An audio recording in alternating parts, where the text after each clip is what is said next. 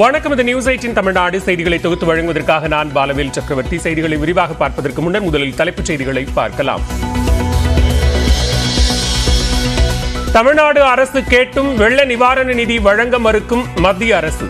பாளையங்கோட்டை பொதுக்கூட்டத்தில் காங்கிரஸ் முன்னாள் தலைவர் ராகுல் காந்தி குற்றச்சாட்டு.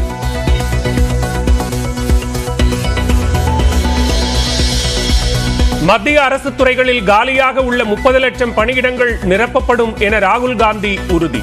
டிப்ளமோ மற்றும் பொறியியல் படித்தவர்களுக்காக பயிற்சி உத்தரவாத சட்டம் கொண்டுவரப்படும் என்றும் பேச்சு.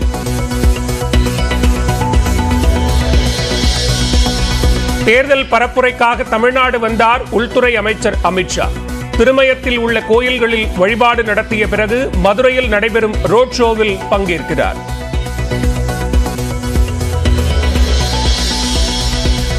பாஜக ஆட்சி முடிவுக்கான கவுண்ட் டவுன் தொடங்கிவிட்டதாக முதலமைச்சர் மு.க.ஸ்டாலின் விமர்சனம்.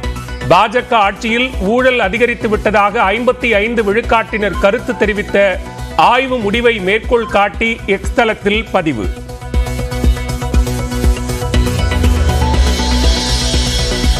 நாட்டில் எங்கு வேண்டுமானாலும் செல்ல பிரதமர் நரேந்திர மோடிக்கு உரிமை உண்டு. பிரதமர் மோடி குறித்த முதலமைச்சரின் விமர்சனத்திற்கு கிருஷ்ணகிரி பரப்புரையில் நிர்மலா சீதாராமன் பதிலடி.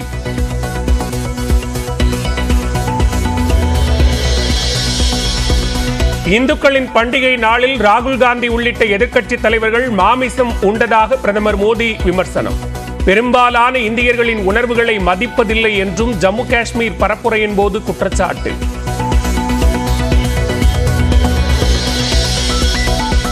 கோவை தொகுதிக்கான வாக்குறுதிகளை வெளியிட்டார் பாஜக வேட்பாளர் அண்ணாமலை. 500 நாட்களில் 100 வாக்குறுதிகள் நிறைவேற்றப்படும் என உறுதி.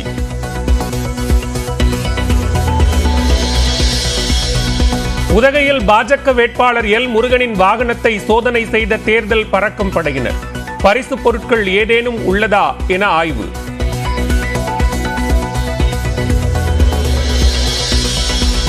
கோவைக்கு வெளிமாநிலத்தவரை அழைத்து வந்து கலவரத்தை தூண்ட பாஜக சதி என திமுக வேட்பாளர் கணபதி ராஜ்குமார் குற்றச்சாட்டு. ஆவாரம்பாளையத்தில் நடந்த தாக்குதல் தொடர்பாக அண்ணாமலை மீது நடவடிக்கை எடுக்க கோரிக்கை. கோவை ஆவாரம்பாளையத்தில் அனுமதிக்கப்பட்ட நேரத்தை விட கூடுதலாக பரப்புரை செய்ததாக பாஜக வேட்பாளர் அண்ணாமலை மீது வழக்கு பதிவு. பரப்புரையின் போது வன்முறையில் ஈடுபட்டதாக பாஜகவினர் 4 பேர் மீதும் வழக்கு பதிவு செய்த பீளமேடு போலீசார். 10 மணிக்கு மேல் பிரச்சாரம் செய்யக்கூடாது என தேர்தல் விதிமுறைகளில் இல்லை. தன் மீதான புகார் குறித்து தமிழ்நாடு பாஜக தலைவர் அண்ணாமலை விளக்கம். திருப்பூர் ஆத்துப்பாளையம் பகுதியில் ஜிஎஸ்டி குறித்து கேள்வி எழுப்பிய பெண்ணை பாஜகவினர் தாக்கியதாக புகார். தகாத வார்த்தைகளால் திட்டியதாகவும் புகார் அளிக்கப்பட்ட நிலையில் வழக்கு பதிவு.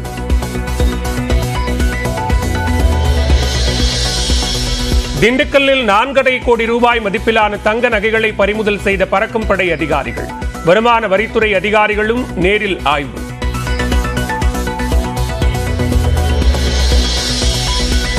நாற்பது தொகுதிகளில் கல்லூரி மாணவர்களிடம் விழிப்புணர்வு ஏற்படுத்திய நியூஸ் 18 என் வாக்கு என் உரிமை பயணம் நிறைவு. 5,30,000 மாணவர்களிடம் பெற்ற கையெழுத்து தலைமை தேர்தல் அதிகாரி சத்யபிரதா சாஹூவிடம் சமர்ப்பிப்பு. அரசியல் மாற்றத்தை மாணவர்களால் தான் கொண்டு வர முடியும். நியூஸ் 18 என் வாக்கு என் உரிமை நிறைவு விழாவில் நடிகர் விஷால் பேச்சு. ஏப்ரல் 19க்கு அப்புறம் நீங்க எடுக்கிற முடிவு தான் இந்த சமுதாயம் எப்படி மாறப்போகுதுன்றது.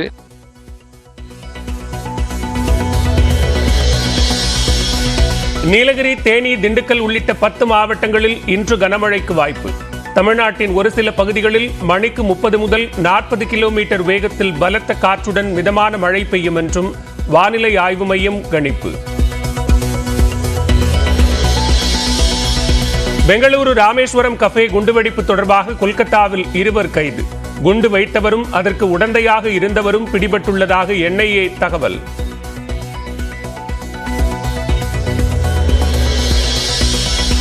அரியலூர் மாவட்டம் செந்துறையில் பதுங்கியுள்ள சிறுத்தையை தேடும் வனத்துறை. மயிலாடுதுறையிலிருந்து இடம்பெயர்ந்ததா அல்லது வேறு சிறுத்தையா என ஆய்வு.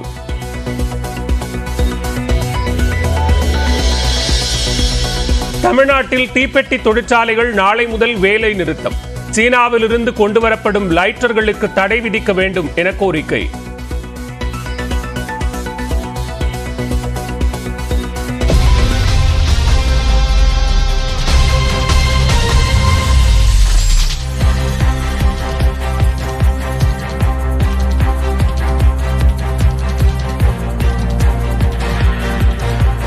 தற்போதைய அண்மை செய்தியை பார்க்கிறோம்.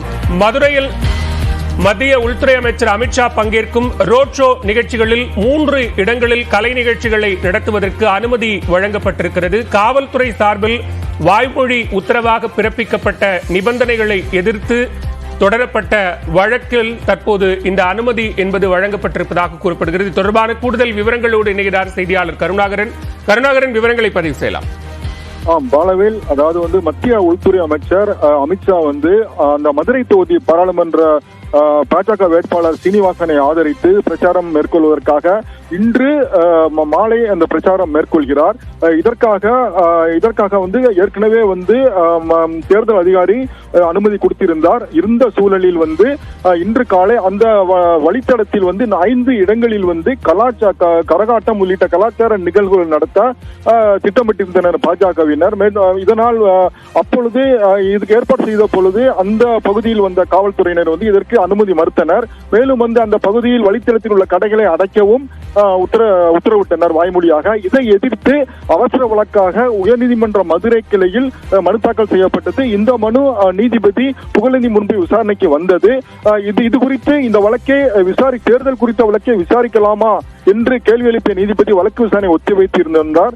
இடப்பட்ட காலத்தில் தேர்தல் அதிகாரி அந்த 5 இடங்களில் 3 இடங்களில் அந்த வழித்தடத்தில் 3 இடங்களில் கலாச்சார நிகழ்வு நடத்த அனுமதி வழங்கினார். மற்ற 2 இடங்களில் போக்குவரத்து நெரிசல் இருப்பதால் அனுமதி வழங்க இயலாது என்று தெரிவித்துவிட்டார். மேலும் அந்த கடைகளை திறப்பதற்கும் எந்தவித தடையும் விதிக்கக்கூடாது என்று கடைகளை திறக்கலாம் என்றும் உத்தரவிட்டார். இந்த தகவல்கள் உயர்நீதிமன்ற மதுரை கிளையில் பதிவு செய்யப்பட்டது. இதைத் தொடர்ந்து இந்த வழக்கை முடித்து வைக்கப்பட்டது. குறிப்பாக தேர்தல் தொடர்பான அந்த கலை நிகழ்ச்சிகள் நடத்த அனுமதி அந்த வழக்குகளை உயர்நீதிமன்ற மதுரை கிளை விசாரிக்கலாம் என்பது தெளிவாகியுள்ளது. மேலும் இந்த ரோட் ஷோ நிகழ்ச்சியில் பங்கேற்பதற்காக உத்தரப்பிரதேசத்தில் இருந்து தனி விமானம் மூலம் அமித்ஷா மத்திய உள்துறை அமைச்சர் அமித்ஷா இங்கே வந்தார். மேலும் மதுரை விமான நிலையம் வந்தடைந்தார். அப்பொழுது மழை பெய்து கொண்டு இருந்ததால் ஹெலிகாப்டர் மூலம் திருமயம் சென்று அங்க உள்ள ஒரு கோவிலை தரிசனம் செய்வதற்காக ஏற்பாடு செய்யப்பட்டிருந்தது. இந்த சூழலில் அந்த மழை மற்றும் வானிலை காரணமாக அந்த உரிய நேரத்தில் ஹெலிகாப்டரில் புறப்பட இயலாத சூழல் உள்ளது. இதனால் மத்திய உள்துறை அமைச்சர் அமித்ஷா மதுரை விமான நிலையத்தை காத்துக் கொண்டிருக்கிறார்.